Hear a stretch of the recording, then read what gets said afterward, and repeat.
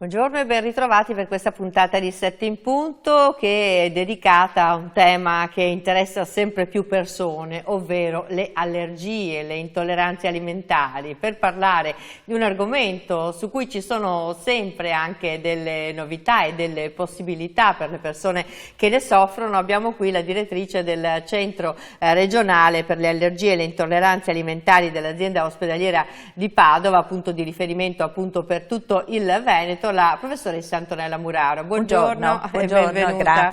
grazie per l'invito. Anzi. È sempre un piacere. È un appuntamento fisso quello che abbiamo ogni anno con lei, ed ogni anno devo dire che ci porta tutte le novità in quest'ambito, avendo un occhio anche nazionale e internazionale su quello che accade in questo mondo, in cui, lo ricordiamo sempre, esistono problematiche che rendono magari più difficile la vita delle persone, ma esistono anche problemi molto seri che possono portare anche alla morte delle persone. Quindi è un tema molto pesante, su cui le chiedo subito se ci sono novità appunto sul fronte premetto scientifico. che ci sono circa 40 morti all'anno per anafilassi da alimenti, cioè vale a dire per reazioni allergiche gravissime agli alimenti. Molte di queste sono misconosciute e quindi sono giovani adulti. Per questo motivo anche in tutto il mondo si è cercato di avere una cura.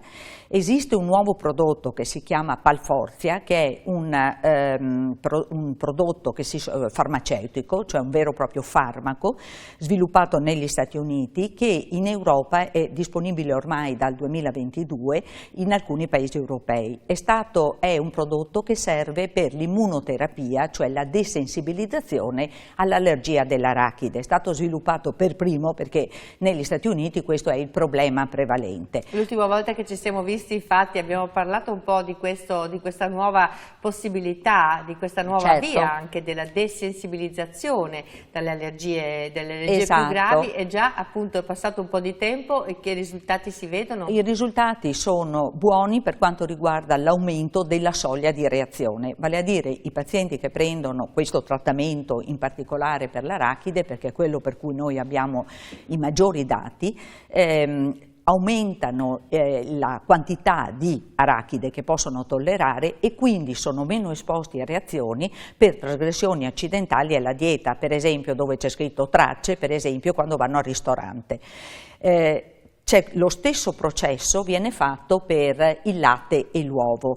Non c'è un prodotto commerciale per il latte e l'uovo, quindi si utilizzano al momento gli alimenti veri e propri, cioè il latte o l'uovo o i derivati, a seconda del paziente, e anche questo dimostra un ottimo risultato, soprattutto nei pazienti più piccoli. Quindi più il paziente è giovane, più brillantemente risponde.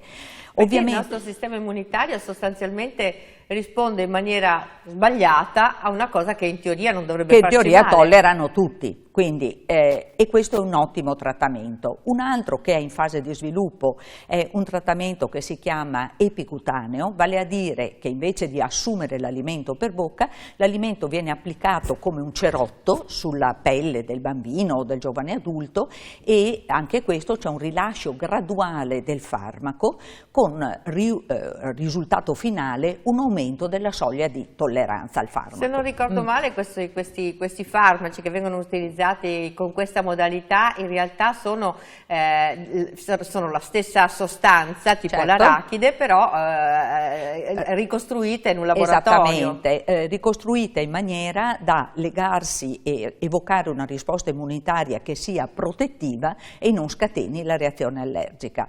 Anche questo cerotto sarà disponibile, speriamo, fra un paio d'anni. In Italia il primo prodotto di cui parlavo per l'immunoterapia desensibilizzazione orale è stato sottoposto a un processo di rimborso all'AIFA, quindi aspettiamo che fra circa 6 mesi, speriamo che l'AIFA si sbrighi, i centri specializzati possano avere in dotazione questo prodotto. Immagino che siano farmaci nuovi, queste immunoterapie abbastanza esatto, costose.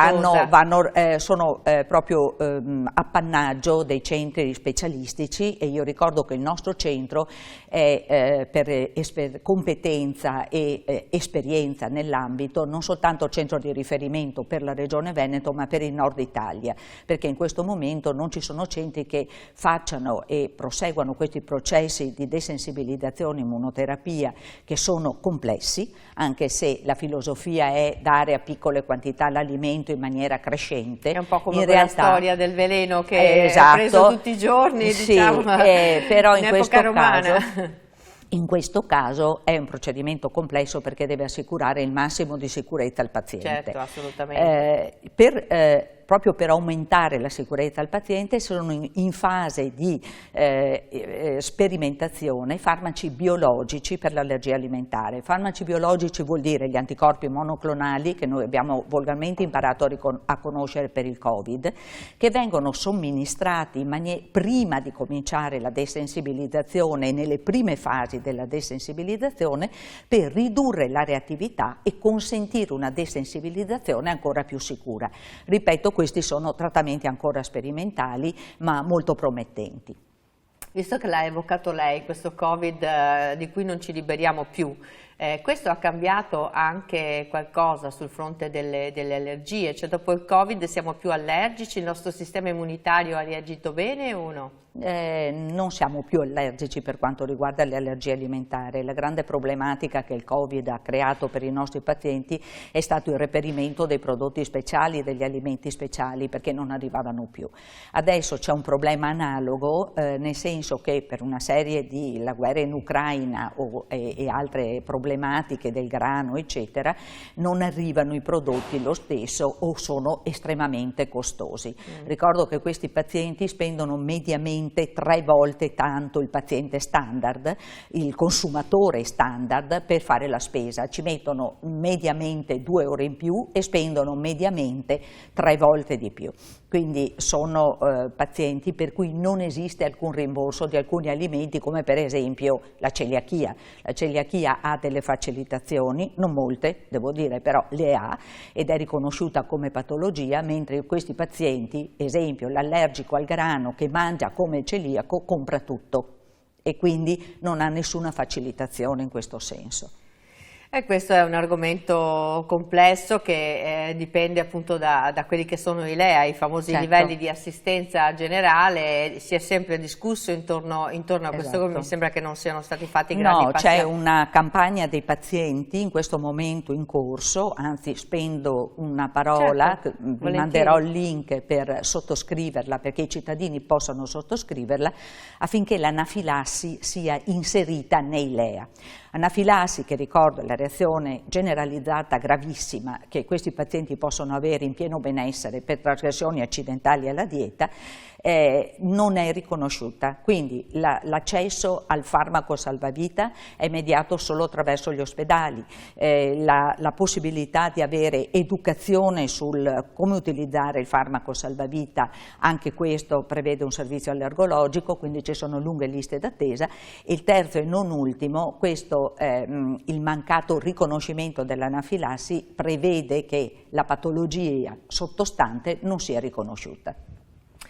Insomma, un quadro abbastanza difficile per chi si ritrova a combattere con una cosa che ti cambia la vita, perché soprattutto nei bambini poi è anche difficile controllare sempre che cosa possono mettere in bocca, insomma, magari a scuola. Le dirò che più che i bambini che hanno le mamme, che io ringrazio sempre per la loro dedizione, sono i bambini grandi, gli adolescenti e i giovani adulti che cominciano una vita di relazione, cominciano a lavorare, cominciano l'università e trovano barriere incredibili in quelle che possono essere le loro possibilità di alimentarsi banalmente.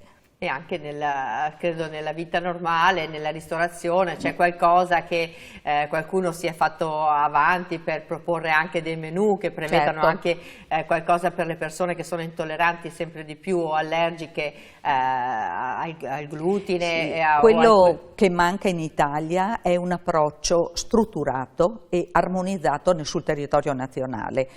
Ci sono delle iniziative dei singoli, nel Veneto, in Lombardia, in Emilia Romagna, cioè ciascuno a suo modo, spontaneamente, in maniera volontaria, cerca di sopperire alle lacune generalizzate, ma avere un programma che in qualche modo copra questo aspetto assicurerebbe anche al nostro Paese un valore aggiunto per i turisti che arrivano, certo. Perché la maggior parte dei turisti americani sono allergici e chiedono di avere dei ristoranti in qualche modo certificati. Certo. E io passo molti mesi della mia estate a dare supporto e consigli all'Associazione Americana dei Pazienti, che mi ha preso come punto di riferimento me e anche l'Associazione Italiana per riuscire a indirizzare i loro pazienti in maniera corretta.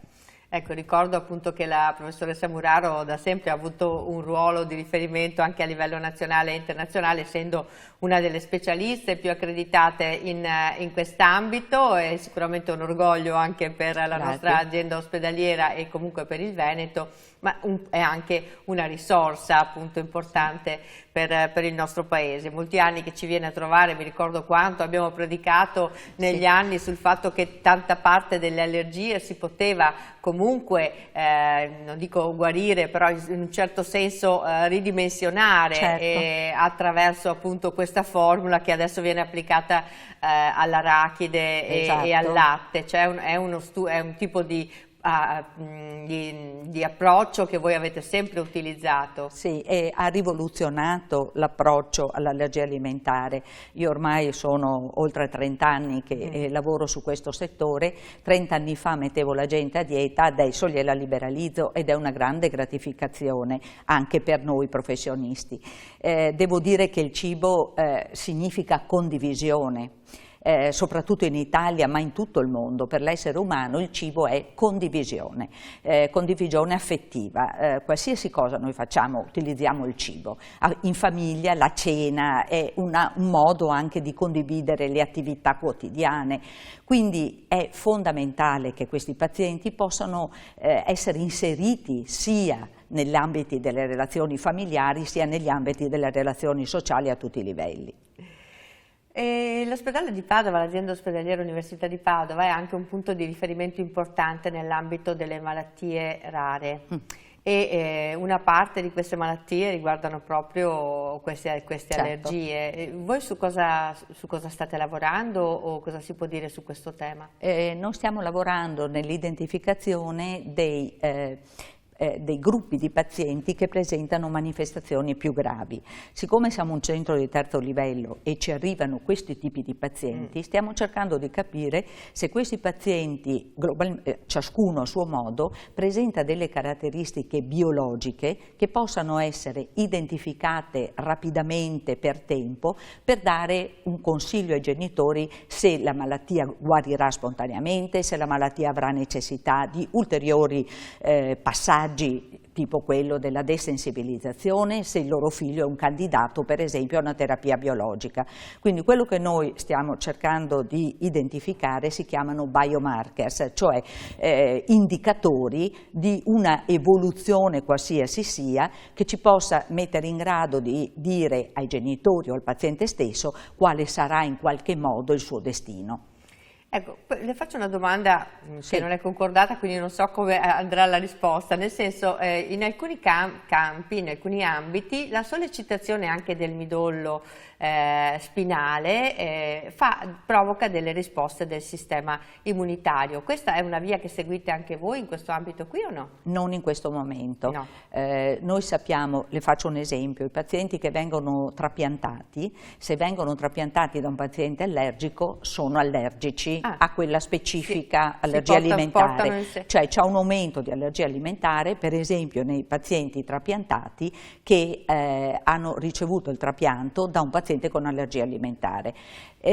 Quello che su cui si sta lavorando molto è quelle sindromi rare di immunodeficienza dove l'utilizzo del trapianto di midollo è ormai entrato nella routine quotidiana per estrapolare da questi dati utili a noi. Però in questo momento noi non stiamo lavorando su questo. Ecco, mi interessava capirlo perché appunto si sente parlare di questo per alcuni tipi di... prevede che noi identifichiamo i biomarkers. cioè prevede che noi identifichiamo le caratteristiche diciamo biologiche e genetiche di questi pazienti in maniera da capire chi potrebbe essere candidato a questo, perché l'allergia alimentare colpisce l'8% dei bambini, lei capisce che è una proporzione molto alta rispetto a una malattia più rara dove la prevalenza fa sì che ci si possa lavorare con maggiore facilità. E visto che ha detto anche questa parola genetica, queste allergie da cosa ci derivano? Cioè è una predisposizione che abbiamo, che ci portiamo in dotazione, o è l'ambiente esterno che a un certo momento...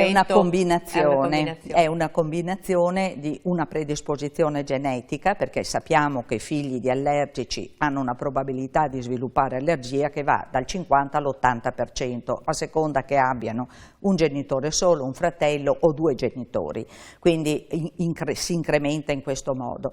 Ma come lei sa, purtroppo molte persone che non hanno avuto genitori allergici o predisposizioni allergiche adesso sono allergici, perché ci sono delle caratteristiche ambientali che sono tutte le modifiche dei nostri stili di vita, compreso quello di mangiare cibi altamente processati, va bene, che altamente manipolati dall'industria, che modificano, si chiama epigenetica, modificano le nostre risposte che poi vengano successivamente ereditate nelle generazioni successive. Quindi scherzando noi diciamo che dobbiamo sceglierci bene non solo i genitori ma anche i nonni. E quello che per esempio un adolescente fa nella sua prima adolescenza, 14, 15, 16 anni, esempio fumare, influisce pesantemente sulla prole, perché il principale fattore scatenante di questi cambiamenti epigenetici è il fumo di sigaretta. Il fumo di sigaretta arriva anche lì. Quindi... Sì, quindi quando le mamme mi chiedono cosa posso fare per prevenire l'allergia nel mio bambino, la mia risposta è: lei ha fumato da adolescente, e questo non è soltanto il fumo di sigaretta ma anche la cannabis, quindi spezzo una lancia perché si sappia anche questo aspetto. Senta, si è parlato anche della diagnosi, sappiamo che è una fase importante, soprattutto in quest'ambito, e magari una persona sta male ma non sa il motivo. Anche da questo punto di vista si è parlato di questa possibilità di test che abbiano spettri molto ampi. Ci sono notizie oppure dei consigli anche, perché tante volte appunto si spera in qualcosa di più, ma magari non sempre è indicato. Sì, allora il paziente spera sempre di trovare un qualcosa, tipo ho mal di testa, prendo la tachipirina, mi passa. Dico tachipirina che è un nome commerciale per dire il paracetamolo, perché è più conosciuta. Lo conosciamo tutti. Esatto. Questo non succede per l'allergia alimentare e non c'è un valore che cala e che dica questo paziente reagirà in questo modo piuttosto che in un altro. La diagnosi di allergia alimentare è una diagnosi clinica, cioè prevede l'intervento del medico nella combinare le informazioni che vengono dalla storia clinica del paziente, dai sintomi e dagli accertamenti che si fanno, che prevedono accertamenti di primo livello, che sono le prove cutanee che tutti conosciamo, accertamenti sul sangue che prevedono l'utilizzo di molecole, c'è un grande aiuto da parte dell'allergologia molecolare, e poi un approfondimento che viene riservato a centri ultraspecialistici, che sono questi pannelli. Perché dico a centri ultraspecialistici? Perché l'apertura di questo pannello deve richiedere, e la diagnosi deve richiedere, un'elevata competenza nell'interpretazione, perché il paziente quando vede il risultato rischia o di morire di fame o assolutamente di stare a dieta per motivi completamente inesistenti. Quindi per questo motivo l'American Academy of Allergology e anche l'European Academy hanno concordato di dissuadere dall'utilizzo di questi pannelli nelle prime fasi diagnostiche e di riservarle per approfondimento a centri specialistici. Parliamo di questo Alex test sostanzialmente, che tutto è un supporto alla diagnosi, ma come io dico spesso ai miei pazienti, l'utilizzo, i test sono sempre quelli, i farmaci sono sempre quelli, ma deve esserci un software che combina queste informazioni e utilizza i risultati per il migliore risultato nel paziente. Certo. Cioè quello che a cui noi miriamo è di avere un approccio individualizzato alla terapia. A questo devono funzionare i test. Se i test sono generalizzati, l'approccio individualizzato alla terapia del paziente non può più esistere, perché ciascun paziente presenta delle variabili di interpretazione che sono diverse uno dall'altro. Cioè tipo uno fa questo Alex test e a quante cose potrebbe risultare allergico? 300. 300. Risulta positivo a 300, ma non è vero. Nel senso che la positività non corrisponde alla reattività clinica. Il fatto di avere un esame positivo in allergologia non corrisponde alla reattività clinica. Io ho per esempio dei pazienti di 7-8 anni che hanno avuto sintomi allergici a latte e uovo da piccoli. Non hanno fatto gli accertamenti, per esempio fanno il test a 7 anni, viene una modesta positività. Questi pazienti tollerano benissimo, è come io dico ai genitori, la fotografia di suo figlio a 12 mesi, a 15 mesi, ma non è rimasto uguale.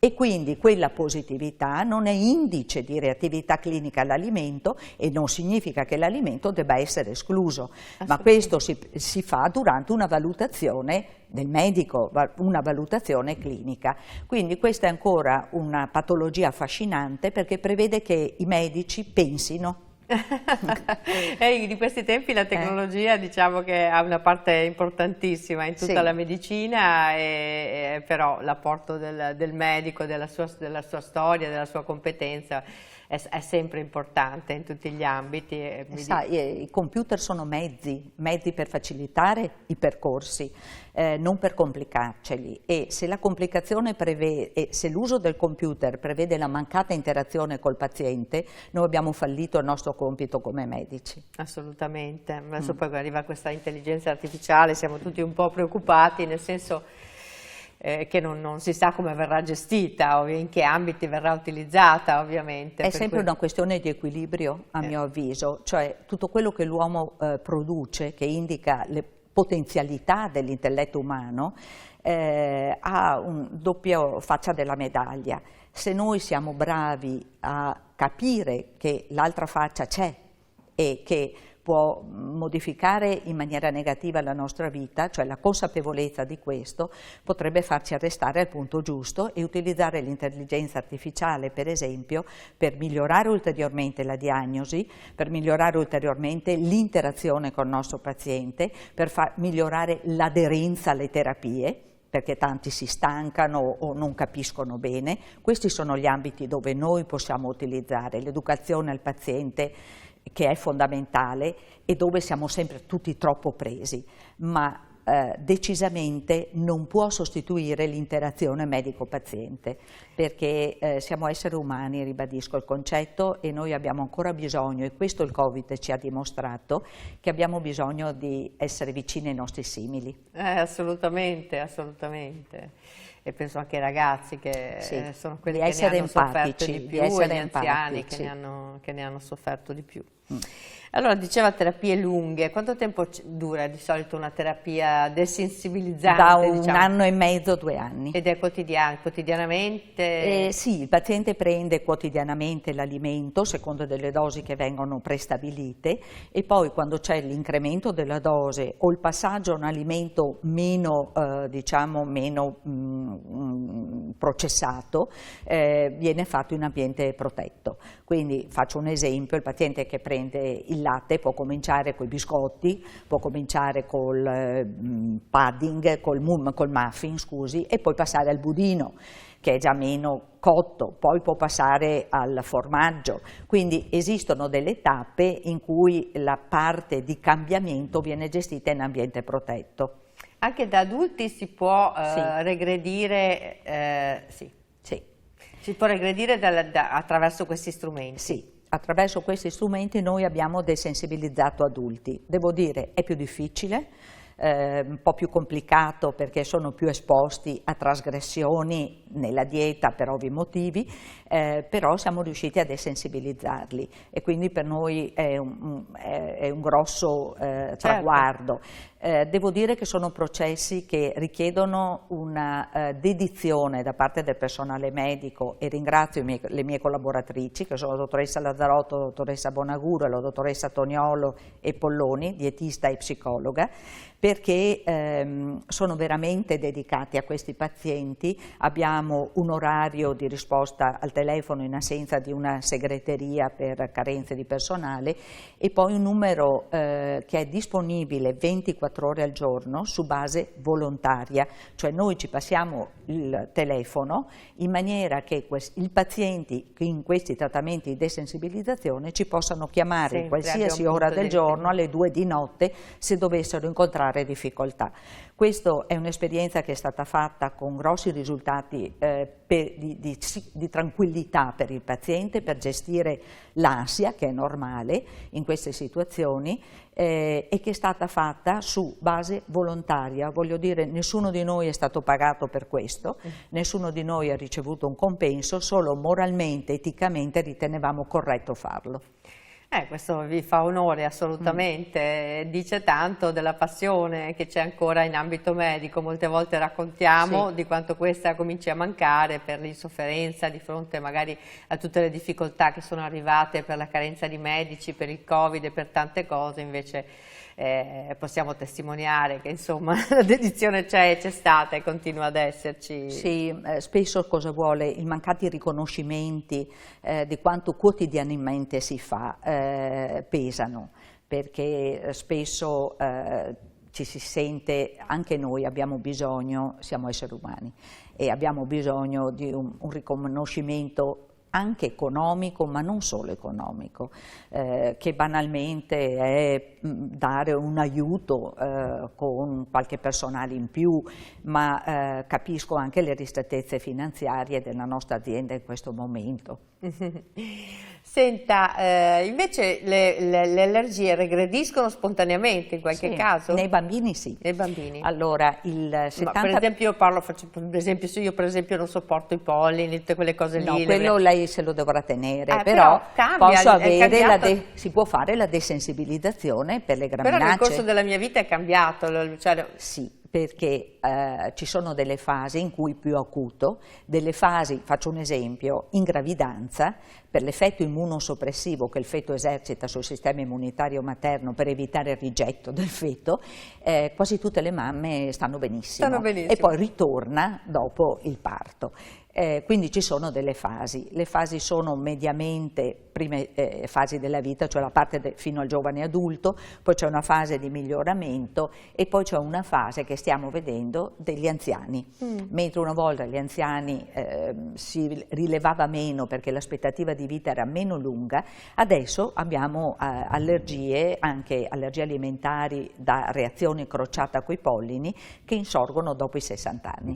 Si ritorna un po' bambini, insomma, anche da questo punto di vista. È carino perché io dico sempre che in fase di denatalità i pediatri possono sempre andare a fare i geriatri perché hanno questa percezione di una finezza di trattamento che è quello che va applicato anche all'anziano. Magari, perché è vero che c'è bisogno di tanta più grazia nel trattare persone che magari hanno avuto una vita difficile.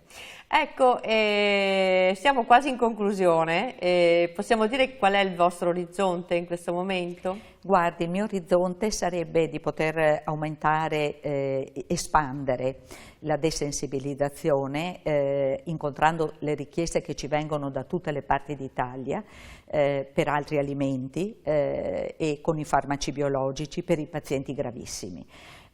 Questo prevede necessariamente che noi abbiamo più risorse e quindi spero che tra la Regione e l'azienda, faccio un appello, ci possa essere questa volontà di riconoscere che questa è una patologia importante.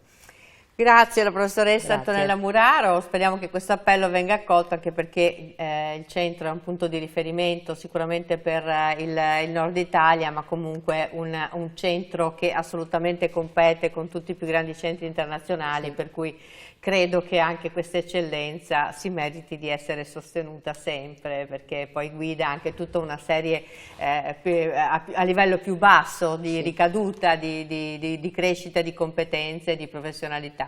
Grazie ancora. Grazie a lei. E grazie a voi di averci seguito, ci vediamo come sempre domani, arrivederci.